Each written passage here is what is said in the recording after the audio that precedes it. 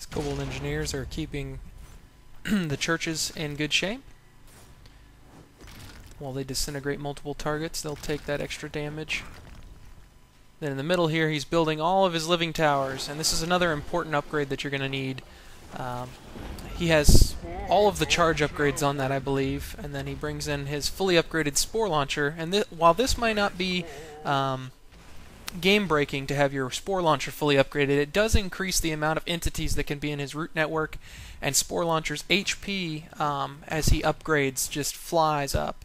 He ends up having somewhere in the neighborhood of 8,300 HP, which is just amazing, which combined with that root nexus allows for him to regenerate a stupendous amount of HP every second. Going to combine an Infect here, an Undead Army, keep all those units off of him as long as he can, provide some vision, give those Bombards something else to look at. Ensnaring Roots is a really important card to have here. I don't think you really need it upgraded, but it definitely helps to keep units off of that Spore Launcher.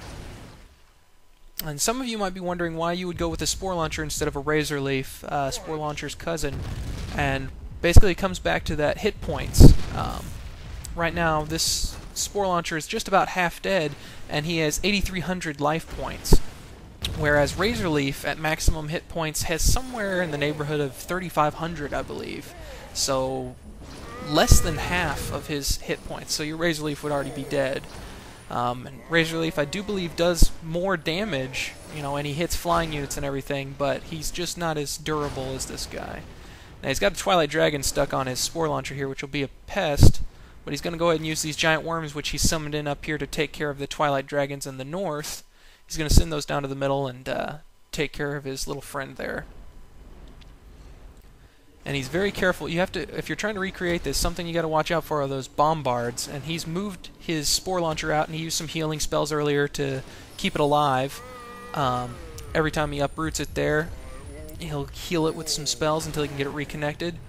And then he'll take out those Bombards. The Twilight Bombards will tear him up. And if you try and build any of those root nexuses while those Bombards are alive, it becomes really aggravating because they'll just destroy them one after the next. Your forces are under attack. Church of Negations are still doing their job, and he's creeping those root nexus forward so he can get his Spore Launcher in range for whenever the boss finally arrives here. And you want to have all this in position by the time the boss spawns, and then you will get to, as Cataclysmos did here, one hit the boss for this map, which is pretty entertaining. He uses an Unholy Hero and Holy Strength on it right before the boss spawns, and that Spore Launcher will just make that Twilight boss vaporize. Gonna finish off these spawn buildings here, because if you don't do that, they will just continue to keep pouring out of those and charging on your Spore Launcher, and sometimes they'll get up there close enough, like he's gonna have one, I believe, get up here at some point. I think that it gets paralyzed. It might have already happened. But it's something that you want to try and get taken care of as quick as possible. But he can't keep those giant worms down here because he's going to need to take out this Twilight Dragon, which he does pretty easily.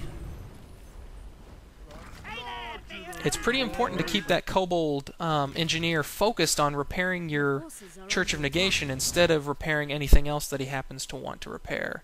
So that's something also important. A lot of people will box him in, and that will keep him on task. Otherwise he'll want to repair that wall, which can be really annoying.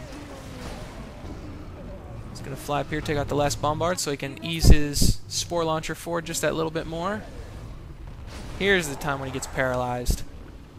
But he's got those Root Nexus, so it's keeping his Spore Launcher nice and healthy.